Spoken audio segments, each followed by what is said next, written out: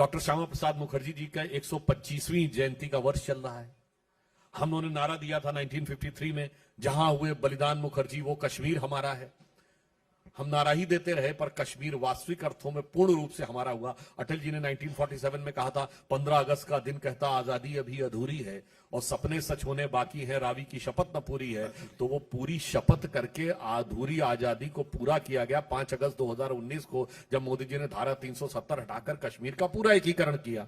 मगर हमने कहा था जो कश्मीर हमारा है वो सारे का सारा है। अभी जो उधर वाला कश्मीर है ना, इधर आप उसमें उसका नजारा देख रहे हैं कि नहीं, जो कुछ पिछले कुछ दिनों में हो रहा है। वहां अपने आप ही इतना बवाल हो रहा है कि वहां पर ऐसा लग रहा है कि कोई आश्चर्य नहीं कि पीओके से ही ये डिमांड उठने लगे कि उनको भारत के साथ होना चाहिए। नहीं, वो तो कह रहे हैं हम भारत के ही नागरिक हैं। और एक और बात और समझिए, उनका इकबाल इस कदर गिर गया है पाकिस्तान की सरकार का कि आपने देखा होगा वो पुलवामा के अटैक का जो मास्टरमाइंड था बुरहान हमजा, उसको मुजफ्फराबाद में जाके अज्ञात हमलावरों ने मार दिया। पता नहीं कौन अज्ञात हमलावर थे जिन्होंने जाके मार दिया। तो वहां पे बहुत ज्यादा व्यवस्था है, वहां नजारा बहुत बदला हुआ है। ये अंतर होता है कि एक दौर था। अज्ञात वाला तो आपने एक ही नाम बताया। नहीं, और भी है जिन्होंने वो हाफिज सैफुल्लाह, अज्ञात वाले ने इतना ज्यादा काम किया है कि दिल्ली में बैठकर उस अज्ञात का धन्यवाद होना चाहिए ना, होना चाहिए कि नहीं? नहीं, देखिए, हम तो ये कहेंगे कि जब दिल्ली में सरकार मजबूत होती है और वहां की सरकार का एक बार डाउन हो जाता है तो फिर अज्ञात हमलावर खड़े हो जाते हैं। कुछ हो रहा है वहां पर, वो उनकी समस्या है, हमसे उससे कोई मतलब नहीं है ऑफिशियली।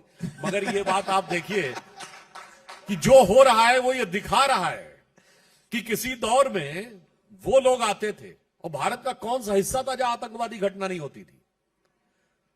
दिल्ली, मुंबई, जयपुर, वाराणसी, लखनऊ, फैजाबाद, नागपुर, पुणे, हैदराबाद, गुवाहाटी, कहां बम धमाके नहीं होते थे, कहां आतंकवादी घटनाएं नहीं होती थी। और इतना ही नहीं, चलती ट्रेन में धमाका, चलती बस में धमाका, बस अड्डे से लेकर रेलवे स्टेशन पे लिखा रहता था छूना नहीं, धमाका हो जाएगा। उस समय क्या था, जैश ए मोहम्मद का हेडक्वार्टर मरकज सुभान अल्लाह में बैठकर वो लोग आतंकवादी घटनाएं करते थे। फिर अपने मरकज सुभान अल्लाह में बैठ के सुभान अल्लाह करते थे।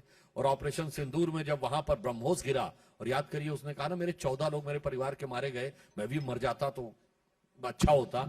इसका मतलब जिस मरकज में बैठ के वो भारत में आतंकवादी घटनाएं करके सुभान अल्लाह बोलते थे, मोदी जी ने वो दिन दिखाया जब वहां बैठ के या अल्लाह बोलने की नौबत आ गई। मुझे लगता है इसके बाद भी किसी को बदला हुआ नजारा न समझ में आ रहा हो तो उसे अपनी नजरों का इलाज कराना चाहिए।